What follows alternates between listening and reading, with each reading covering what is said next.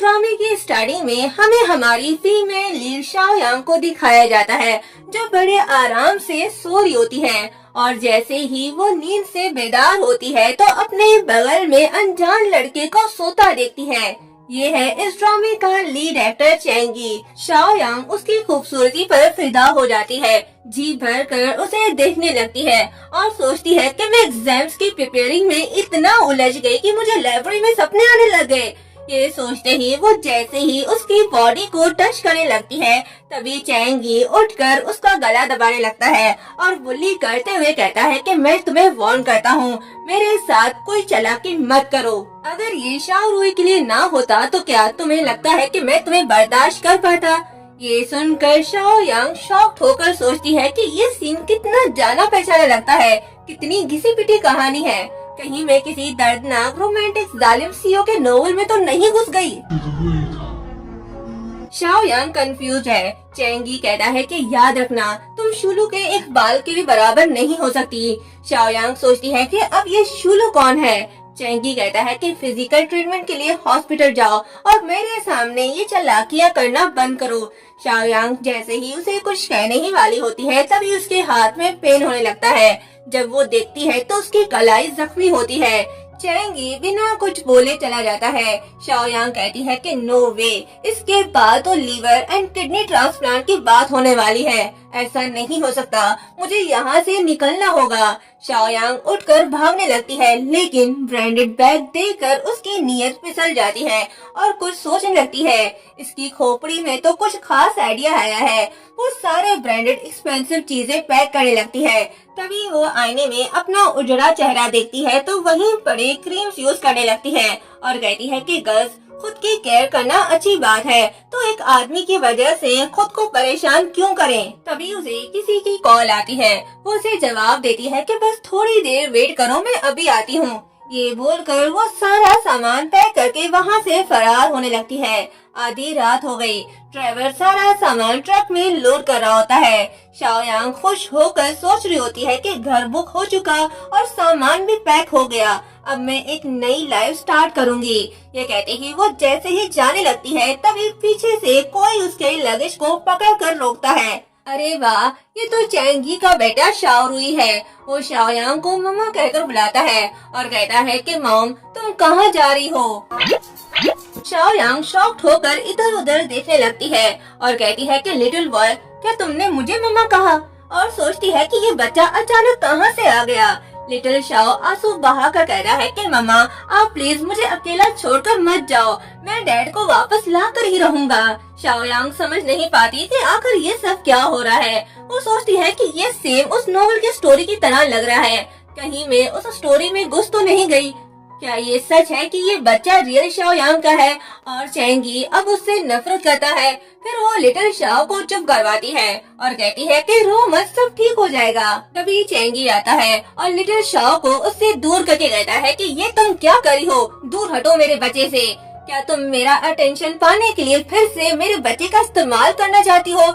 शाओयांग कहती है कि अरे रुको, ज्यादा अहंकार मत बनो। फिर उसे डिवोर्स फाइल देकर कहती है कि चलो डिवोर्स लेते हैं। डिवोर्स डॉक्यूमेंट देखकर चेंगी कहता है कि क्या तुम आगे ये कहने वाली हो कि तुम मेरे बेटे को ले जाओगी ताकि वो मुझे फिर कभी ना देख सके? शाओयांग, क्या बार बार इस तरह के घटिया चाल चलकर तुम थकती नहीं?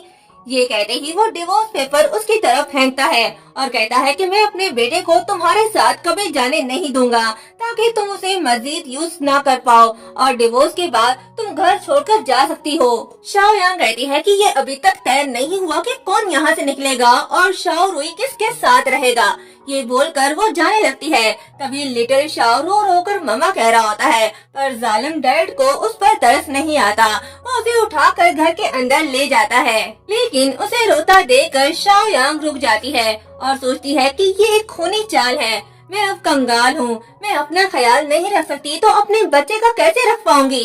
वो खुद को दिलासा देकर वहाँ से चली जाती है। चेंगी लिटिल शाओयू को घर के अंदर ले आता है और चुप करवा कर कहता है कि मैंने पहले ही आंटी शुलू को कॉल कर दी है, वो थोड़ी देर में तुम्हारा ख्याल रखने के लिए आ जाएगी, तुम डैड पर यकीन करो, डैड डेफिनेटली तुम्हारी मॉम से ज्यादा बेटर है। ये कहते ही वो रूम की तरफ देखता है तो पूरा रूम खाली होता है, इवन के बेडशीट भी। शाओयांग तो चोरनी निकली, सारा कुछ अपने साथ ले गई। चैंगी कहता है कि मैं भी सोचूं कंपनी ट्रक घर के बाहर क्या कर रहा था।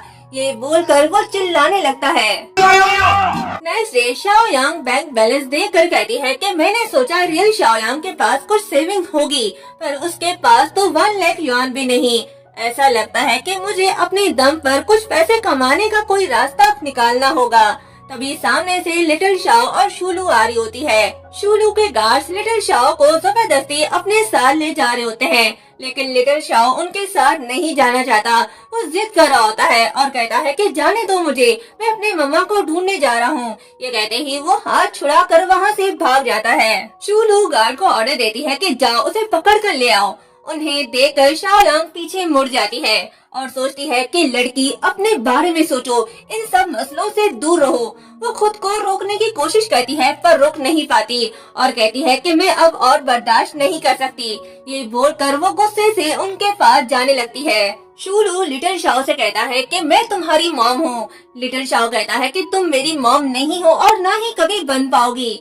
शूलू कहती है कि तुम्हारी मॉम तुमसे बिल्कुल भी प्यार नहीं करती, वो तुम्हें अब देखना भी नहीं चाहती। बेहतर होगा कि तुम मेरी बात सुनो। तभी शाओयांग आकर उसे पुश करके कहती है कि ओ हेलो, क्या कहा तुमने? मम्मा को देखकर लिटिल शाओ उसके पास जाता है। शाओयांग कहती है कि तुम कितनी बेशर्म हो, बच्चे से झूठ बोलते और उसे हर्ट करते हुए शर्म नहीं आती तुम्हें?